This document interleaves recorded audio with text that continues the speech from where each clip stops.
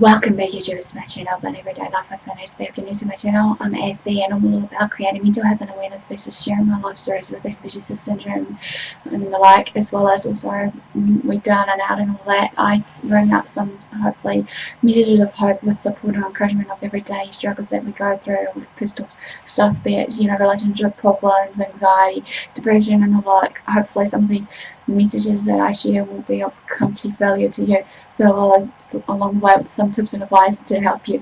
But if you're not new to my channel, welcome back to you, LBs, that has been supporting me from day one when I first started my channel.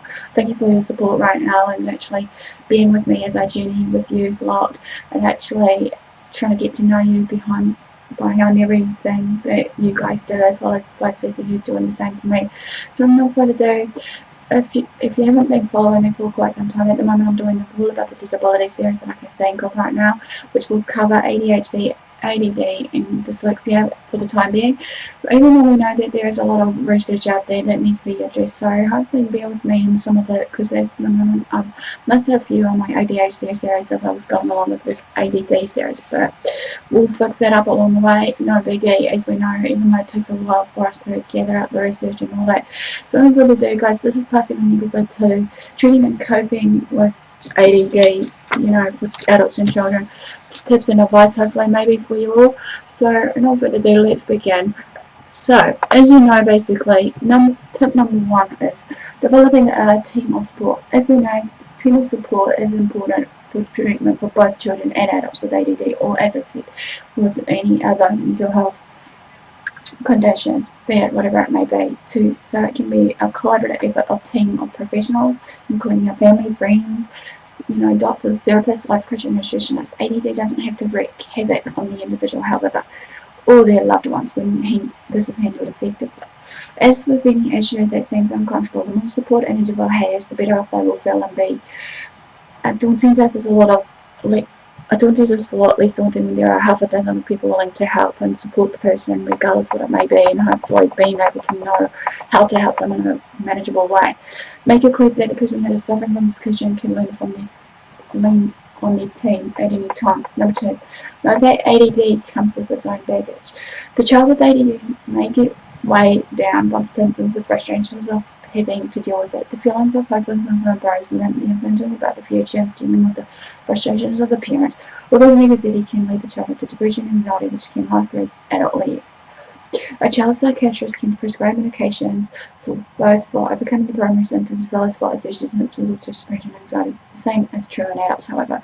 But then again, like I said, regardless of it or how severe it may be of ADD or any other mental health conditions, we can always manage and treat it in other ways as well as just not medications. Number 3 will lead into what I'm saying. Look into cognitive behavioral therapy or CBT.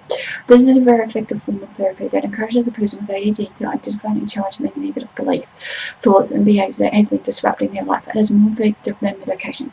CBT seeks to transform the person's outlook towards life.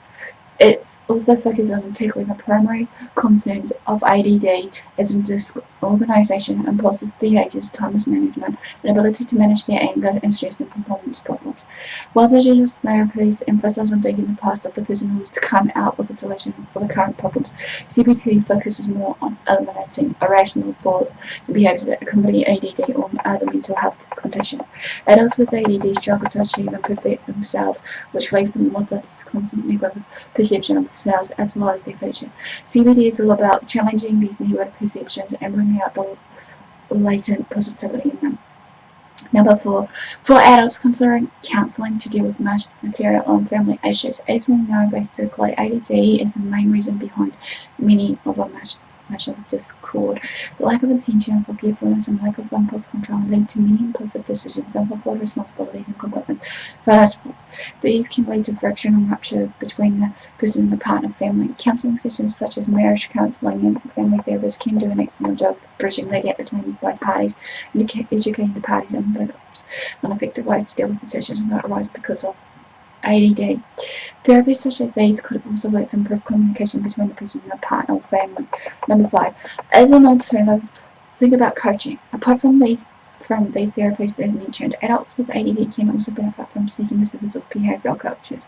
While therapists help the adult with ADD individual deals with emotional aspects arising because of ADD, behavioural coaches help one deal with primary concerns of everyday life.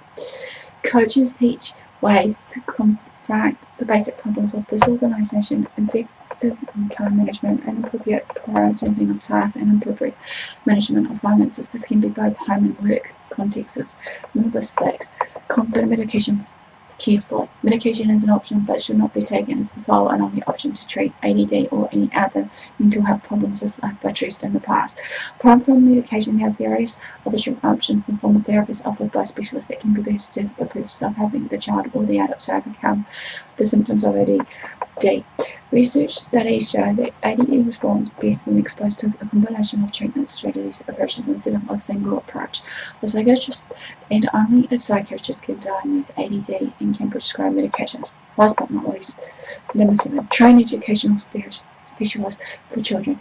The child with ADD can also benefit from services of an educational specialist because he can teach strategies and techniques that, when adopted, help the child to thrive in a school environment. They can also collaborate with the school to facilitate or help with the specialised needs of that child. They are also therapists that improve the social quotient of the child. They can therefore, through their interventions, help the child read people's reactions on body language, develop listening skills, and develop the qualities needed to mingle and interact better with their peers. Well, that basically ends a real short and brief, last but not least, treating and coping with ADD for adults and children alike. Give me the likes or thumbs up for support, or give me comments below basically if I've missed anything that may be of help or beneficial to other people with ADD. Feel free to private message me on Facebook, AspieAnswersAll, or direct message me on YouTube. Feel free to follow me on Twitter and Facebook, AspieAnswersAll. Feel free to subscribe also, since I'm trying to do it on the daily or weekly right now. Also feel free to share my videos also to family and friends. And on to the third, guys, do what you love what you do. Until next time, have a great day, and I'll see you all again soon.